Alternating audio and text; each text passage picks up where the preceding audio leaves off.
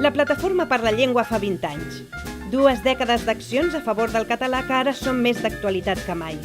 El llibre, 20 anys defensant el català, explica l'evolució històrica de l'organització, les interioritats de l'ONG del català. Va sorgir d'un nucli de joves activistes del barri de Gràcia i ha arribat a ser una de les principals entitats del país. El jove historiador Francesc Marco, autor del llibre, s'endinsa en la modernització del discurs del catalanisme. Al pròleg, el filòleg Jordi Manent en remarca l'estil amè, clar i divulgatiu. El llibre explica l'evolució de l'activisme per la llengua catalana des de la crida a la solidaritat fins ara mateix, a les portes de la consulta per la independència. Plataforma per la Llengua, 20 anys defensant el català. Un llibre de Francesc Marco.